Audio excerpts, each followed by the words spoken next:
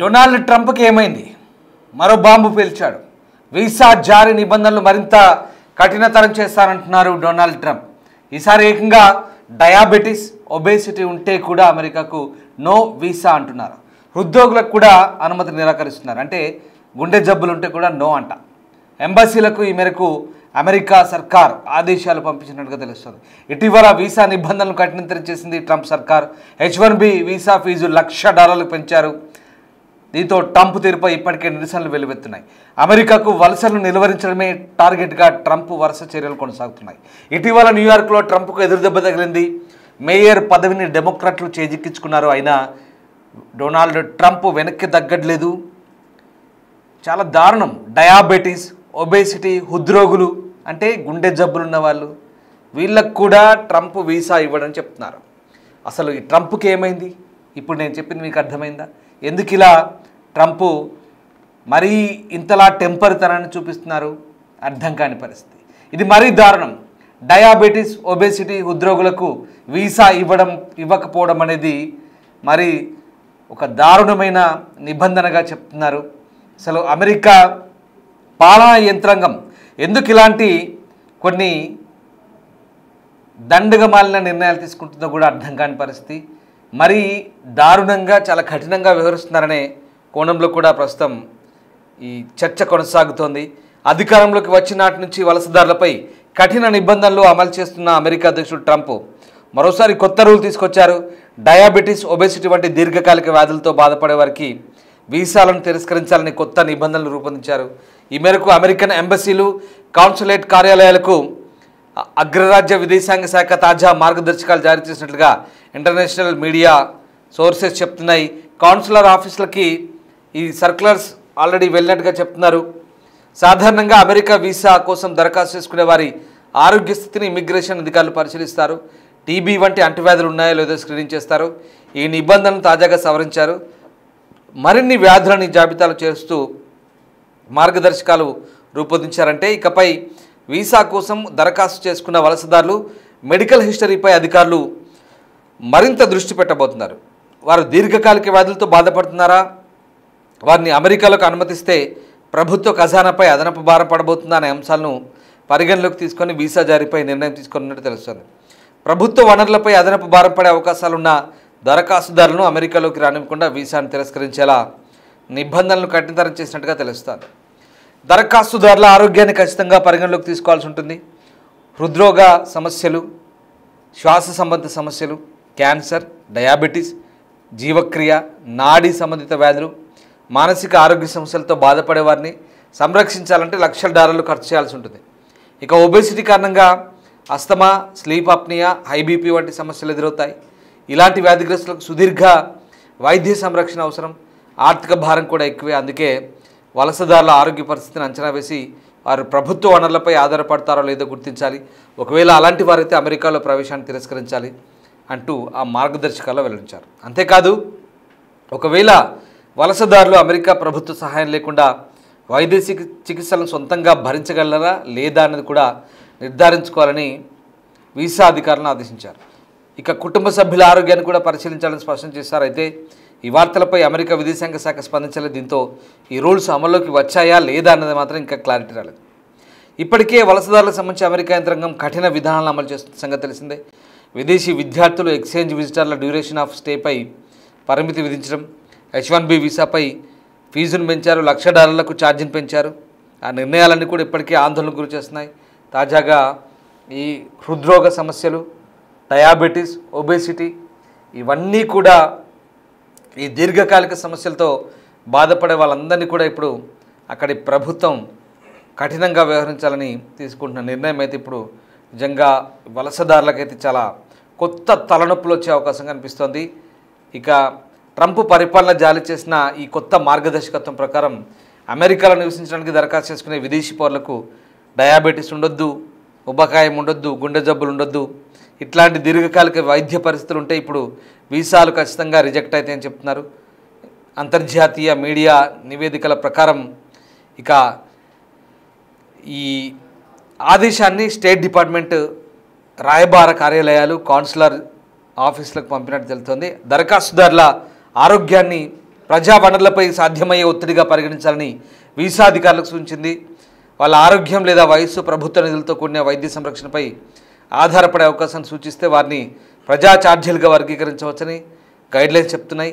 ఆరోగ్య పరీక్షలు చాలా కాలంగా వీసా దరఖాస్తుల్లో భాగంగా ఉన్నాయి. కానీ ఈ చర్య ప్రమాణాలను విస్తృతం చేస్తుందని, అలాగే అంచనా వేసిన ఆరోగ్య ఖర్చు లేదా సంభావ్య వైద్య ప్రమాదాల ఆధారంగా దరఖాస్తులు తిరస్కరించడానికి కాన్సులర్ అధికారులకు ఎక్కువ అధికారాన్ని ఇస్తుంది కూడా ఇప్పుడు ఎక్స్పర్ట్ చెప్తున్నారు. సో ఈ ఉత్తర్వులు ఏవైతే ఉన్నాయో అక్కడి పరిపాలన యొక్క వలసల కఠిన చర్యల్లో భాగంగా చెప్తున్నారు. ఇటీవల సంవత్సరాల్లో వైట్ హౌస్ ఈ డిపోర్టేషన్ ఎక్కువ చేసింది, బహిష్కరణలు ఎక్కువ చేసింది, అలాగే శరణార్థుల ప్రవేశాలను పరిమితం చేసింది, అనేక వీసా మార్గాలను ప్రవేశ పరిస్థితులను కఠినం చేశారు. దరఖాస్తుదారుడి ఆరోగ్యాన్ని పరిగణలోకి తీసుకోవాలంటూ అక్కడి రూల్స్ చెప్తున్నాయి. కొన్ని వైద్య పరిస్థితులు, హృదయ సంబంధ వ్యాధులు, శ్వాసకోశ వ్యాధులు, క్యాన్సర్లు, మధుమేహం, జీవక్రియ వ్యాధులు, నాడీ సంబంధ వ్యాధులు, అలాగే మెంటల్ కండిషన్, మానసిక ఆరోగ్య పరిస్థితులు సహా లక్షలాది డాలర్ల విలువైన సంరక్షణ అవసరం కావచ్చు. కాబట్టి ఈ ఆదేశం ఉబ్బసం, అలాగే అధిక రక్తపోటు అంటే బీపీ ఉన్న వాళ్ళకు కూడా ఆ ఉబ్బసం ఏమవుతుంది, బీపీకి దారితీస్తుంది, అలాగే ఉబకాయాన్ని కూడా పెంచుతుంది. ఇవన్నీ కూడా వైద్య ఖర్చులను పెంచుతుందని చెప్తున్నారు. సో దరఖాస్తుదారులు స్వయంగా వైద్య చికిత్సను భరించగలరా లేదా అనేది కూడా నిర్ణయించుకోవాలని వీసా అధికారులకు సూచిస్తున్నట్టు తెలుస్తుంది. ప్రజా నగదు సహాయం లేదా ప్రభుత్వ ఖర్చుతో దీర్ఘకాలిక అక్కడ ఉండే వాళ్ళ కోసం దరఖాస్తుదారులు తన మొత్తం అంచనా జీవితకాలంలో అటువంటి సంరక్షణ ఖర్చులను భరించడానికి తగిన ఆర్థిక వనరులు ఉన్నాయా లేదా అనేది అక్కడ వాళ్ళు అడుగుతారు. సో పిల్లలు, అలాగే కొంత వృద్ధులు ఉన్నటువంటి తల్లిదండ్రులతో సహా ఆధారపడ్డ వారి ఆరోగ్యాన్ని సమీక్షించాలని, వారి సంరక్షణ అవసరాలను దరఖాస్తుదారు ఉద్యోగంలో ఉండే సామర్థ్యాన్ని ఖచ్చితంగా ప్రభావితం చేస్తాయిలో అంచనా వేయాలని కూడా ఆ గైడ్లైన్స్ చెప్తున్నాయి. సో రకంగా ఇప్పటికే ఉన్న పరిమితులైతే ఈ వలస వీసాల కోసం ఆరోగ్య పరీక్షల చర్యలను పెంచడంతో పాటు ట్రంప్ పరిపాలన తాత్కాలిక వీసాల వర్గాలపై కఠినమైన పరిమితులున్నాయి. ఆగస్టు 2025లో విదేశీ విద్యార్థులు, మార్పిడి సందర్శకులు, అయితే ఎక్స్చేంజ్ ప్రోగ్రాంలో వచ్చే వాళ్ళంతా కూడా విదేశీ మీడియా ప్రతినిధుల వారి వీసాల కింద యుఎస్లో ఉండే అక్కడ గడిపేందుకు ఉండే వ్యవధిని చాలా పరిమితం చేశారు. ఈ రూల్ ఏదైతే ఉందో విద్యార్థి వీసా హోల్డర్లపై చాలా ఇంపాక్ట్ చూపిస్తుంది. వారి ప్రోగ్రామ్ ఎక్స్చేంజ్ ఏదైతే ఉందో 4 సంవత్సరాలు మించకుండా పరిమితం చేస్తుంది. అలాగే యుఎస్ పౌరసత్వం, అలాగే ఇమ్మిగ్రేషన్ సర్వీసెస్ ద్వారా అధికారిక పొడిగింపులను మళ్ళీ చేసుకోవాల్సిన పరిస్థితి కనబడుతుంది. సో ఆ రకంగా తాత్కాలిక వర్క్ వీసాలు కూడా కుదించారు. సెప్టెంబర్ 2020లో సంతకం చేసిన ప్రకటన ప్రకారం H1B వీసాల కోసం కొత్త దరఖాస్తుల్లో కొత్త నియామకాలకు $1,00,000 చెల్లించాలి. ఇవన్నీ మనకు తెలిసిందే.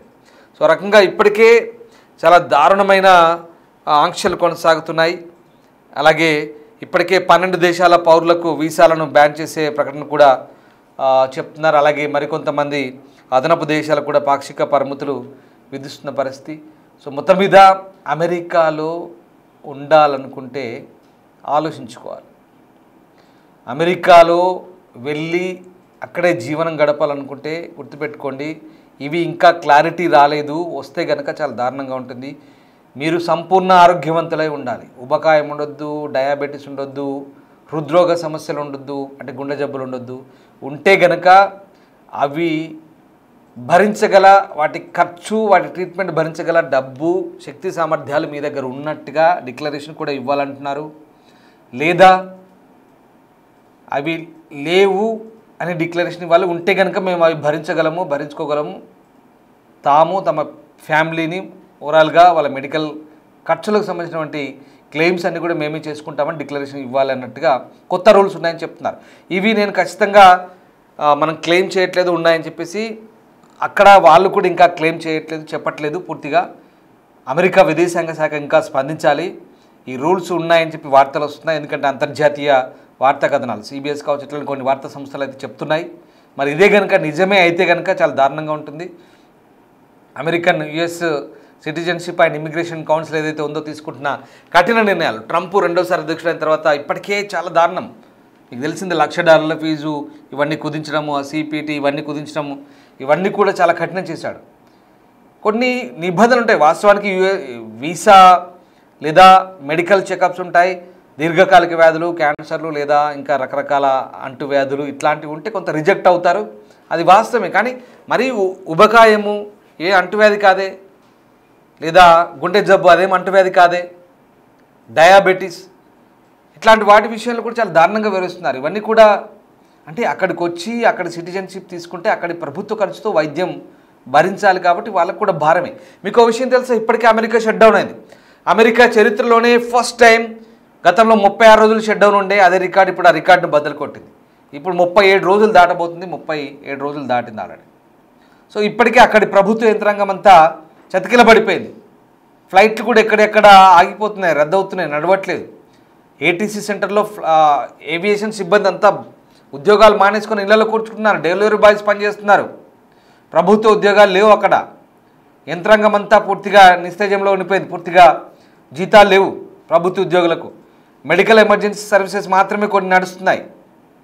పైగా ఇప్పుడున్న పరిస్థితుల్లో వాళ్ళకి ఖర్చులు భరించడం చాలా కష్టం. అమెరికా షట్డౌన్లో ఉంది అంటే ఇది తాత్కాలికమే కావచ్చు, భవిష్యత్తులో ఉంటుందా ఉండదు. కానీ అయినప్పటికీ కూడా అమెరికాలో ఉండాలనుకుంటే కనుక ఖచ్చితంగా అక్కడి ప్రభుత్వానికి భారం కాకూడదని వాళ్ళు తీసుకునే నిర్ణయం వాళ్ళ కోణంలో సరైంది, ఇది కాదనలేదు. కానీ వలసదారులకు మాత్రం చాలా ఇబ్బందికరమైన పరిస్థితులు ఉంటాయి. సో ఒకటి మాత్రం నిజం, ఇక్కడి నుంచి అమెరికాకు వెళ్ళాలంటే అన్ని రకాలుగా నిబంధనలైనా ఖచ్చితంగా పాటించాలి, లేదా అమెరికాలో ఉండాలి, అమెరికాలోనే జీవనం సాగించాలంటే కనుక అక్కడి పౌరసత్వం తీసుకొని ఉండాలనుకుంటే కనుక వాళ్ళ నిబంధనలు పాటించడం ఒకటి మాత్రం సరిపోదు, దానికి తగ్గట్టుగా హెల్త్ కండిషన్స్ కూడా ఉండాలి. ఒకవేళ ఏమైనా సమస్యలు ఉన్నా అన్ని రకాలుగా మేము భరించుకుంటామని కూడా డిక్లరేషన్ ఇవ్వాల్సి వస్తుందేమో బహుశా, ఇంకా అది క్లారిటీ రాలేదు.